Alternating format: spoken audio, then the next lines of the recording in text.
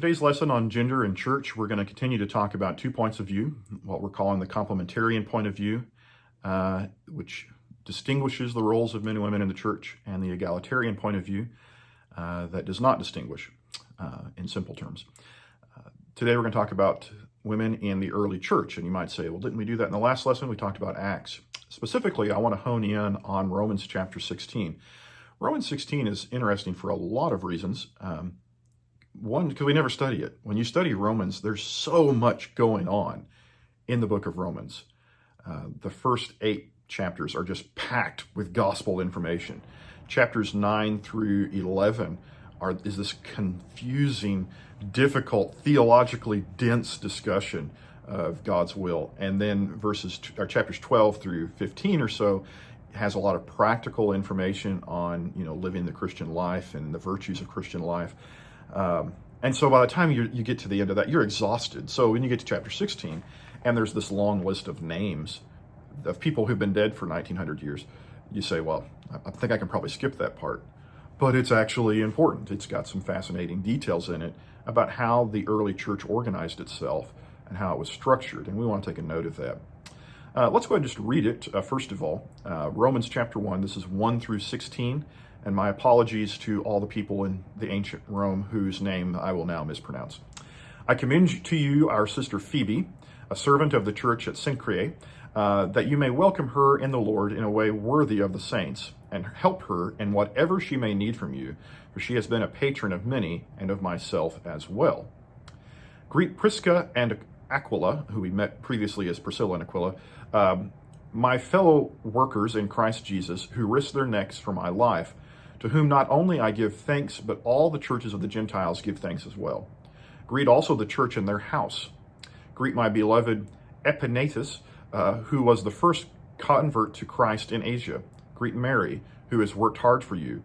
Greet Andronicus and Junia, my kinsmen and my fellow prisoners. They are well known to the apostles, and they were in Christ before me.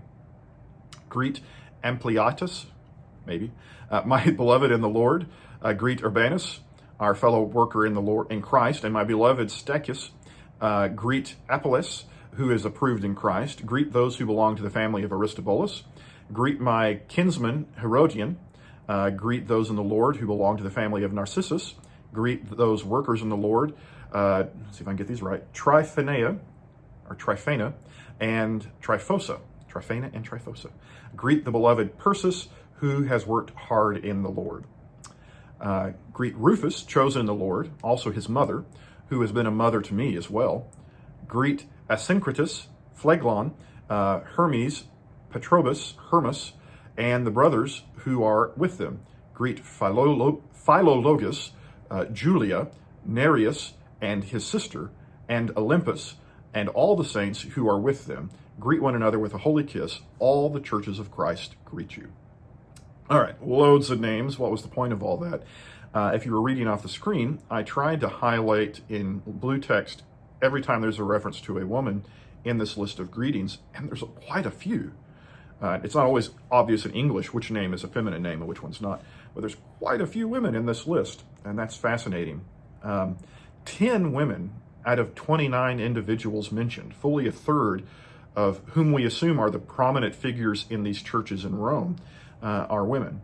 And that's significant in a world where you would expect patriarchy and male significance. You have at least a third that are mentioned are women. I think everyone can agree that women are clearly an essential partner in the church or churches of Rome, of how they're structured and established. They have a lot of different roles. There's no debate about that. Where we're going to get into some discussion is some of the more specific items beyond that, and we'll look at this. First we'll mention is Phoebe. Phoebe is called a diakonon. Deacon is the English word equivalent. Generally, it means servant. So I need to be fair here. The word in Greek simply means servant. However, it seems in the early church, servant took on a special meaning. So, for example, in 1 Timothy chapter 3, the work of a deacon is described and qualifications are given. Well, you don't give qualifications for a general term. So it seems very evident in passages such as 1 Timothy 3:8 and Philippians 1:1, where it says, greet the deacons, that the idea of a deacon as a special servant of the church with a specialized task is implicit in that. So when Phoebe is called a diakonon, a servant, what is meant there? This is the only place in the New Testament where this exact phrase, deacon of the church, ever appears. And in addition to being called a deacon of the church or servant of the church, depending on how you want to stress that, she's also called a patron, which seems to me a benefactor, that she's the one funding the local church out of her pocket. Complementarians are not entirely sure how to take that. Some complementarians, if we had to make subcategories of the complementarian point of view, we might say there's hard and soft complementarians. A hard complementarian would say, no, there are no female deacons, and so maybe Phoebe's just a servant of the church. She helped out, and that's all that means. She wasn't in a leadership role. However, the soft complementarian would say, oh yeah, she's definitely a deacon. She is a deaconess, in fact. Now, she's not called a deaconess. The word deaconess doesn't exist in Greek until like the 3rd century. So no one in the New Testament is called a deaconess because the word didn't exist. Same reason submarine and internet isn't in the New Testament. The words don't exist. But she is called a deacon here, and a lot of complementarians would say we have no problem with that.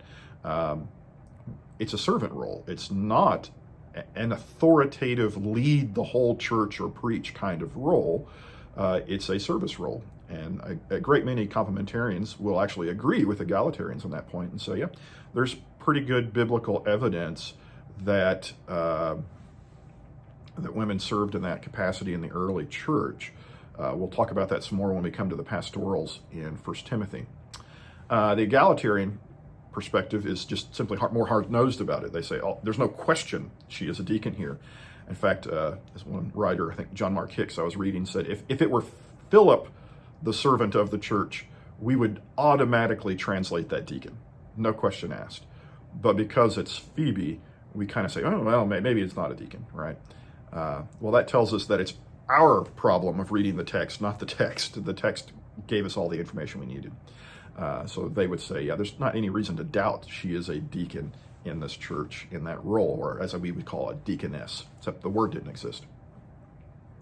There's 4 women in this lengthy chapter that are called fellow workers or laborers. Maria in verse 6, Tryphena and Tryphosa in verse 12, and also Persis is a female name in verse 12. Fellow workers or co-laborers. What is Paul trying to say there? That term is used a lot in Paul's writings. Here's a big list. At least 12 other people are called fellow workers or co-laborers in Paul's writing. And if you look at the list, it's an impressive list. Timothy, Apollos, Titus, Epaphroditus, Aristarchus, Mark, Justus, Epaphras, Demas, Luke, who wrote Luke and Acts, and then 2 women in Philippians 4:2, Euodia and Syntyche. Euodia and Syntyche, if I can make a side point that I'm not actually going to emphasize anywhere else in this class, so I will here.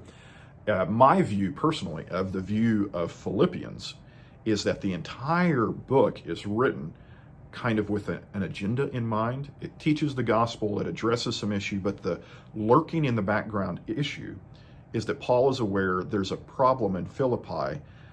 A really good, hardworking church is having infighting between 2 women, Euodia and Syntyche. And so after telling them, be more like Christ in chapter 2, be humble and submissive. In chapter 3, be more like Paul, be humble and submissive. In chapter 4, he says, and by the way, let's see if we can help Euodia and Syntyche get along. How might they do that, you think? By being humble and submissive to each other, not to men particularly, but to each other, to be more humble in the way they behave and get this church back on good footing. But in our point here, my point in referencing Philippians is that you have 2 women who are so significant to the church, they warrant an epistle from an apostle. But here our point is simply that they're included in a list of co-laborers. So any list that includes Apollos, Timothy, and Titus who are clearly outspoken figures in the early church, an evangelist, Mark and Luke, so forth. It's a significant list. If you were to look at that list of names, you would say these are people who are in large leading roles in the church. And so when you read it in Romans 16 and you get 4 women added to that category, what does that mean? Complementarian would say women served in the church. We're not denying that, but nothing in the Roman context tells us specifically how these 4 men served. It doesn't say they were fellow laborers in preaching. If we go back to that list a minute, maybe Timothy was, but we don't know that everyone on that list was a preacher, right, or an elder or something. And so it could be that they were hugely significant in serving in some capacity, but anything we say beyond that would be an assumption. Complementarian would say you can't jump from they worked with me to they were preachers in their church. An egalitarian would say, hang on, that's not what that phrase really means. They would reference 1 Corinthians 16, 15, and 16. Now I urge you, brothers, you know that the household of Stephanas were the first converts in Achaia, and that they were devoted themselves to the service of the saints. Be subject to such as these, and to every fellow worker and laborer. They would point out when Paul refers to a fellow worker and laborer, he says you need to obey them. So in Paul's mind, someone who is his fellow worker or laborer is apparently an authoritative role. So they would say these terms likely describe preaching and teaching in the church. Paul uses the term labor to describe his own ministry in many occasions. And those who labor in preaching and teaching are worthy of double honor in 1 Timothy 5:17. And so they would say when it calls these 4 women co-laborers or co-workers, it's calling them basically ministers in the same way it would if it said Timothy or Titus. So those are the 2 points of view on that. Another woman in this that has all kinds of questions. Books have been written about Junia, and she's very fascinating. This is one place where I'll weigh in a little bit with my opinion without tipping my hand as to which camp I actually fall in overall. I think a little bit more is made out of Junia than probably should be, but she is very interesting. The first problem with Junia is it Junia or is it Junius? It's just one letter, but it matters. In Greek, Junius would be a male name. Junia is a female name. So there are some that would say, we can't even be sure this is a woman. We think this is a male name. I actually would say, I think there's pretty good evidence that it is a female name. I don't actually debate that point. The text says, if you read the ESV along with me, she is well known to the apostles. However, that is not the only way you could translate that. You could translate that something like, she is one of the well-known apostles, or she is well known among the apostles.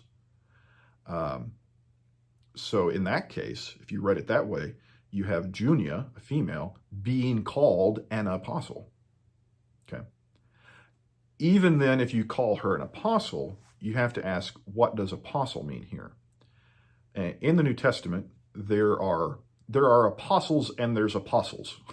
When we talk about the apostles, we usually mean the apostles of Jesus Christ, which are the 12, and then subtract Judas, add Matthias, and then add Paul. But the 12, or later 14, primary witnesses of the gospel and the resurrection of Christ. I think that list is a fixed list. I don't think so. However, the word apostle is applied to other people because the word apostle in Greek just meant sent out.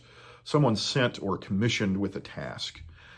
So Barnabas on one occasion is probably called an apostle of the church. Epaphroditus and Titus are called apostles in the sense that they are sent out by the church with a task, and not saying they're apostles of Jesus Christ, they're one of the 12. It's just saying the church sent them out, so they were the apostles of the church.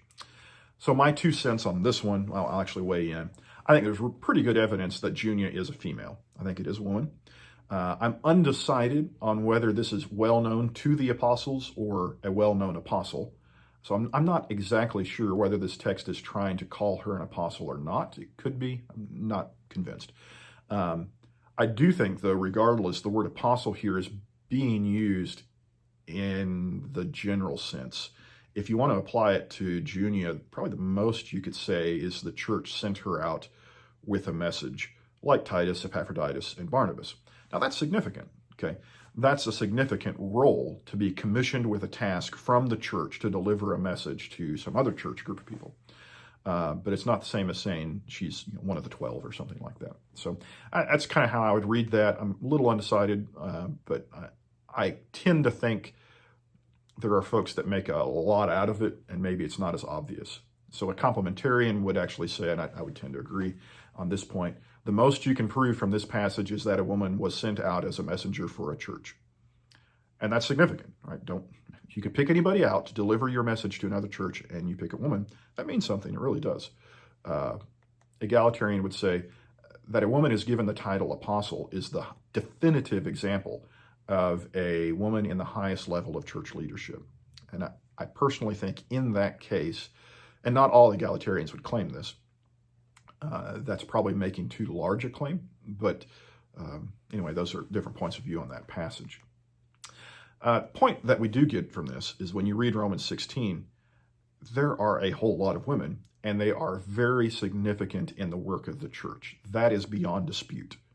If you read this chapter and you still think that women have a small role in the church, you need to read it again, because there's just too many women named and told what are described as doing very important things to miss that point. Complementarians are going to say, yeah, but the overall tenor is still that men are in the largest part of leadership, and these women serve in other capacities. And egalitarian is going to say, that's not what we're reading here. We have women in essentially every role of the church at some point in this list. There are more women with churches in their house than there are men in this list. You really would get the idea that they are taking a leading role.